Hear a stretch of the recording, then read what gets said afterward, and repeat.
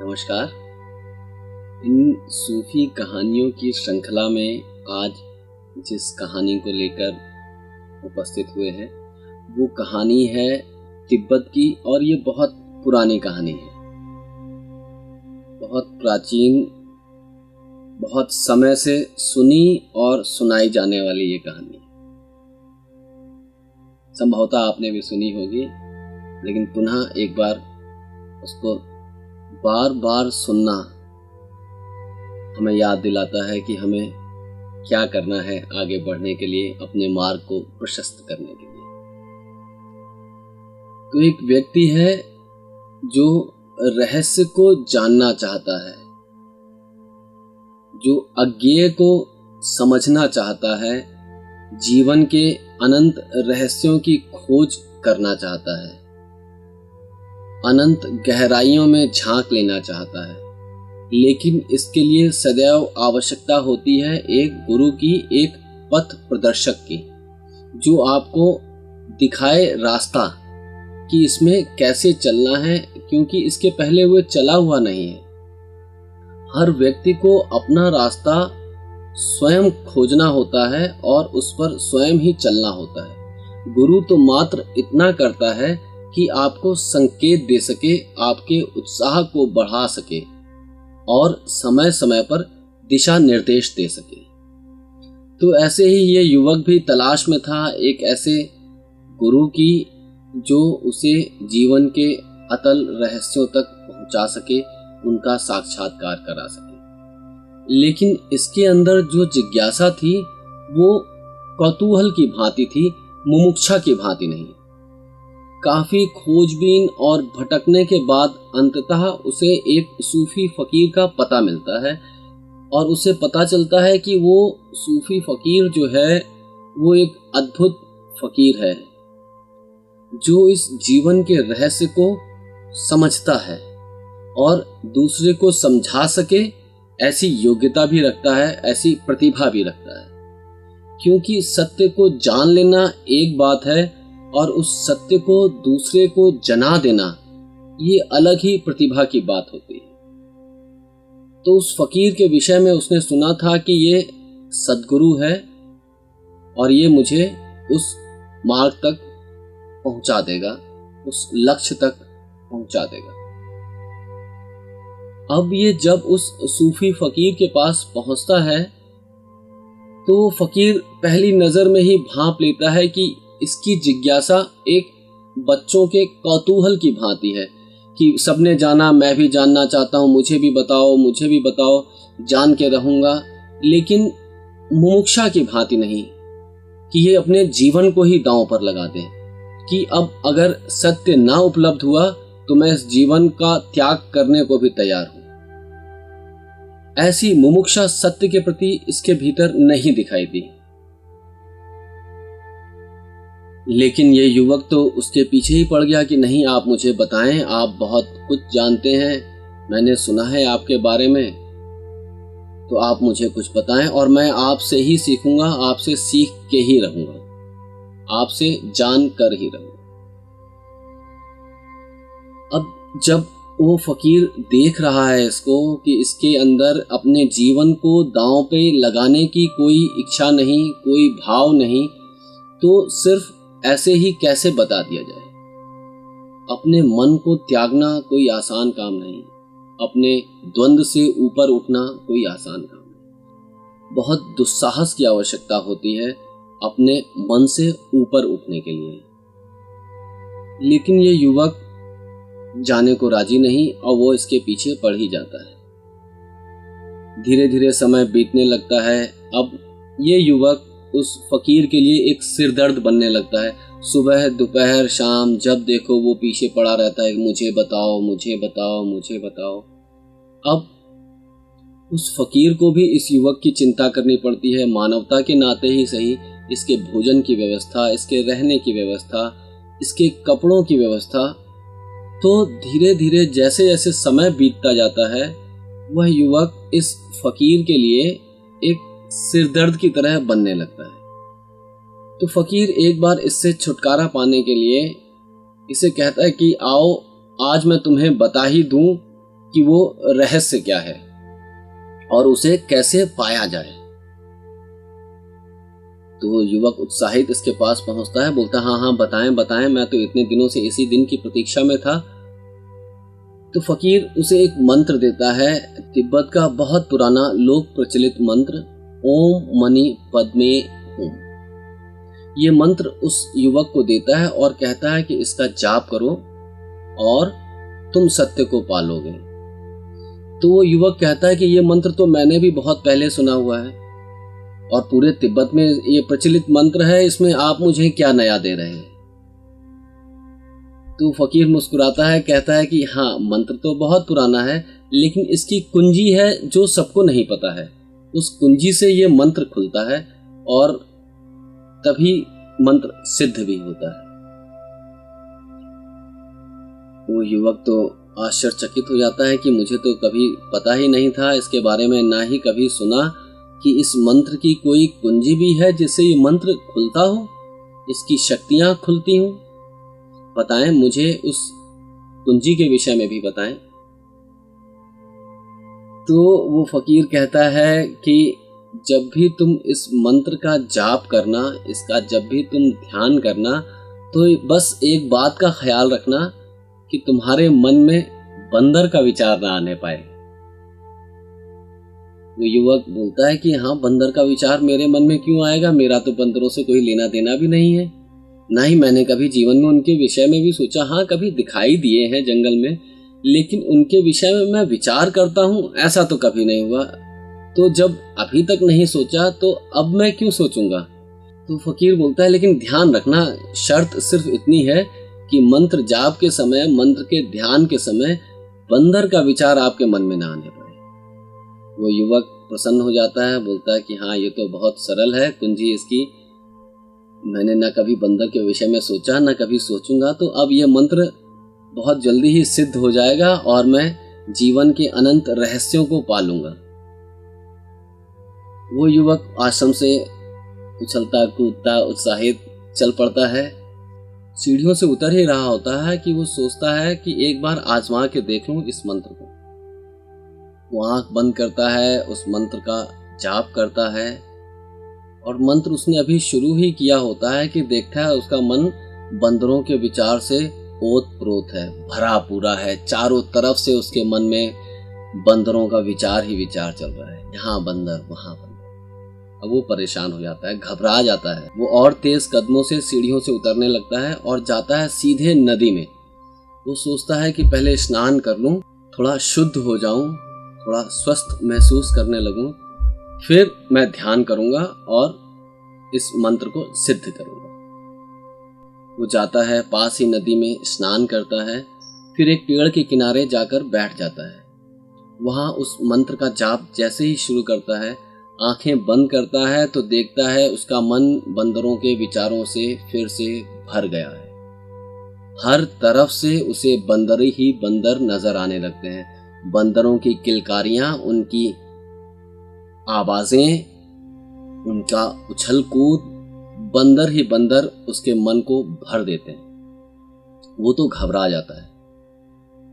वो वहां ज्यादा देर टिक के बैठ नहीं पाता, सोचता है कि पेड़ के नीचे बैठा हूं तो शायद इसमें पेड़ में भी कुछ बंदरों की आत्मा का वास हो।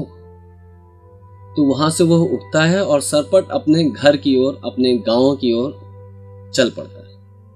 गांव पहुंचता है, घर जाके घर के द्वार दरवाजे बंद करता है और फिर रात में ध्यान में बैठ जाता है। ध्यान में बैठते ही जैसे ही वो आंखें बंद करता है, देखता है बंदरों का विचार फिर से उसके चारों तरफ घूमने लगा।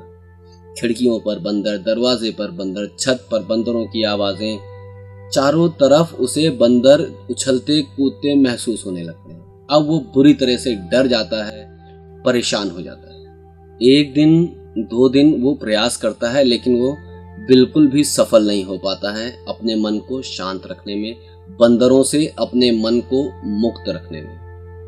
वो डर भी जाता है, उसे लगता है जैसे बंदरों की आत्मा ने उसे आवेशित कर दिया है और वो उनसे ग्रस्त हो गया है।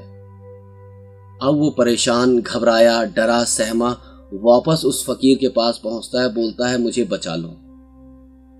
फकीर को भी उस पर दया आती है। देखता है कि उसकी आंखें लाल हैं, परेशान, जैसे कई दिनों से सोया नहीं।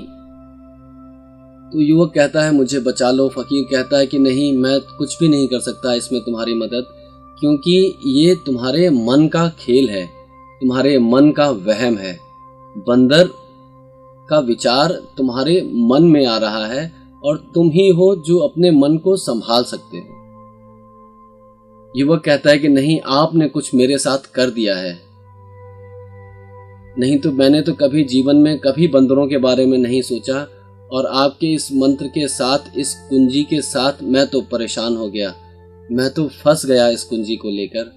आप कृपया इस कुंजी को वापस लें, इस मंत्र को वापस ले लें और मुझे क्षमा करें। मुझे इस रहस्य के विषय में कुछ भी नहीं जानना, जीवन के विषय में कुछ भी नहीं समझना, और मुझे मुक्त करें इस परेशानी से।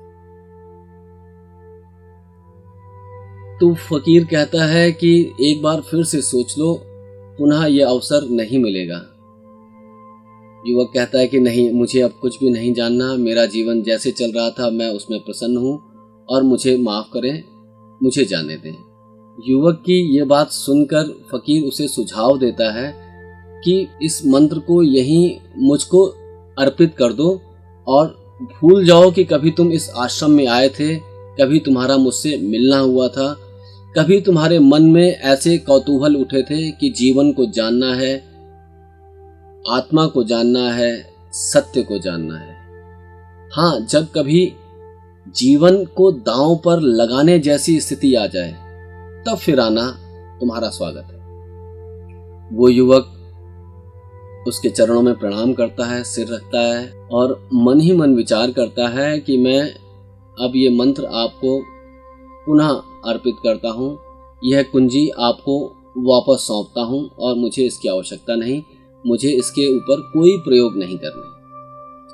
फिर वो उस आश्रम से आज्ञा लेकर वापस आने लगता है। रास्ते में आकर वह फिर शरारती दिमाग उसका सोचता है कि एक बार फिर से देख लूं आजमा कर, हो सकता है बंदरों से मेरा पिंड छूट ही गया हो। वो आंख बंद करके बैठता है और सिर्फ ओम कहता है कि बंदर फिर चारों तरफ से प्रकट हो जाते हैं। वो तुरंत कान पकड़ के तौबा करता है, उठक बैठक लगाता है कि नहीं, अब मैं कभी इस चक्कर में नहीं पड़ूंगा, और वो इस विषय में भूल जाता है। और थोड़ी आगे चल के देखता है कि उसका मन बंदरों से मुक्त हो चुका है और बिल्कुल हल्का फुल्का महसूस कर रहा है। उसे बिल्कुल भी ख्याल नहीं कि कभी वो बंदरों के विषय में इतना सोचता था और इतना ग्रसित था। बंदरों से मुक्त वो अपने रोजमर्रे के कामों में फिर से लग जाता है और अपने जीवन को जीने लगता है। तो ये है सूफी कहानी तिब्बत की, और जो बहुत पुरानी कहानी है। तिब्बत में सदियों से ये कहानी कही और सुनाई जा रही है। जानते हैं क्यों? ये सिर्फ इस चीज पर इशारा करने के लिए कि मन का स्वभाव ऐसा ही है कि जिसके लिए इसे रोका जाएगा ये बार बार उसी की और विचारणा करे।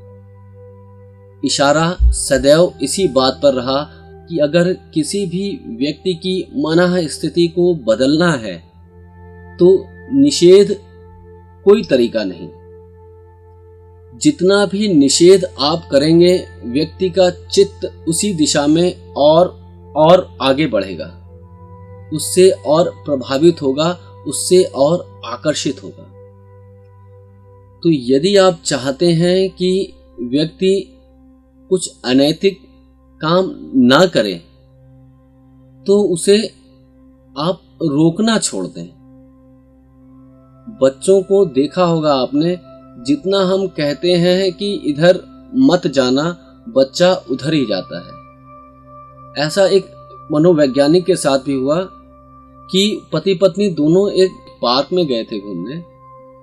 वहां एक बीच में एक फव्वारा भी था पानी का, जहां पर उसकी पत्नी बार बार अपने बच्चे को मना कर रही थी कि उस पानी के फव्वारे के पास में मत जाना। और वो लोग पूरे बाग को घूमते हैं और आखिरी में पाते हैं कि उनका बच्चा तो इस घूमने घामने में कहीं खो ही गया। उन्हें ध्यान ही नहीं रहा कि उनका बच्चा कब उनके पास से निकल के कहां चला गया। तो पति, वो जो मनोवैज्ञानिक था, अपनी पत्नी से सिर्फ इतना ही पूछता है कि तुमने उसे कहाँ जाने के लिए रोका था, कहाँ मना किया था कि वहां मत जाना। तो वो कहती है कि मैंने उस पानी के फव्वारे के पास मना किया था कि वहां ना जाए। तो वो कहता है कि वहां जाकर देखो, वो वहीं पर होगा। और पत्नी वहां जाती है, उसका बच्चा वहीं बैठा होता है, पानी में पैर लटकाए पानी के मजे ले रहा होता है। तो अगर हम देखें, अपने जीवन में भी देखें कि हमने अधिकतर वो काम किए जिन कामों के लिए हमें रोका गया।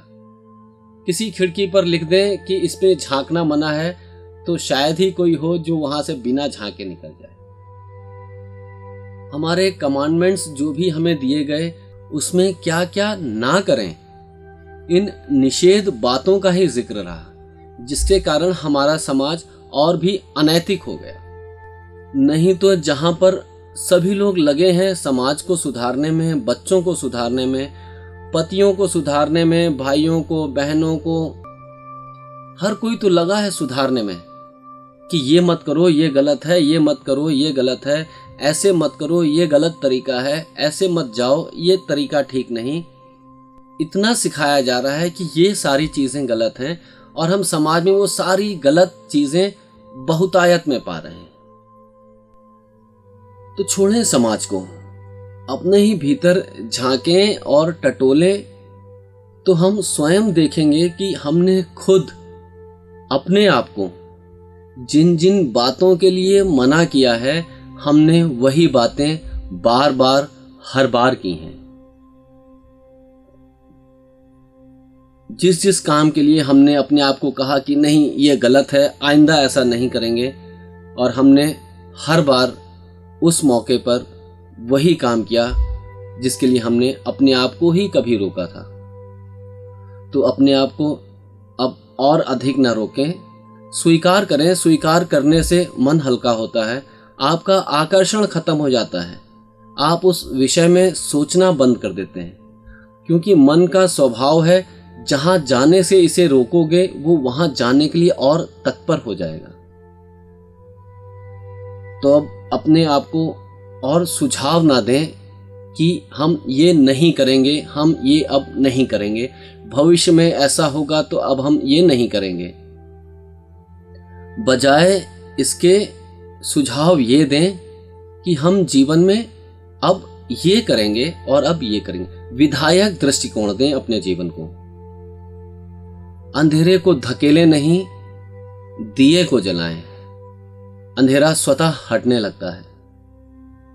तो अपने आप को जब भी कोई सुझाव देना हो, जब भी कोई विचारना हो, तो सदैव सकारात्मक विचारें, विधायक विचारें। क्या किया जा सकता है परिस्थितियों के साथ में, वो सोचें। क्या नहीं करना है ये ना सोचें, न कहें, न विचारें। तो मन को एक नई दिशा दें, विधायक दिशा दें। निषेधात्मक रास्तों पर चलकर देखा कि हमने कुछ नहीं पाया सिवाय इसके कि हम और बिगड़ गए, हम और विध्वंसात्मक हो गए, हम और बिखर गए, हम और खंडित हो गए, हमारा व्यक्तित्व टूट सा गया। तो अपने आप को समेटें, बटोरें, एक विधायक दृष्टिकोण के साथ, एक सकारात्मक दृष्टिकोण के साथ, और आप पाएंगे आपका व्यक्तित्व एकजुट होता जा रहा है, उसमें एकात्मता आती जा रही है, और आप वास्तव में एक होने जा रहे हैं। आपका मन अब खंडित नहीं, टूटा टूटा, टुकड़े टुकड़े नहीं, एक समग्र अस्तित्व के साथ एकात्म भाव से स्थापित होने लगा है।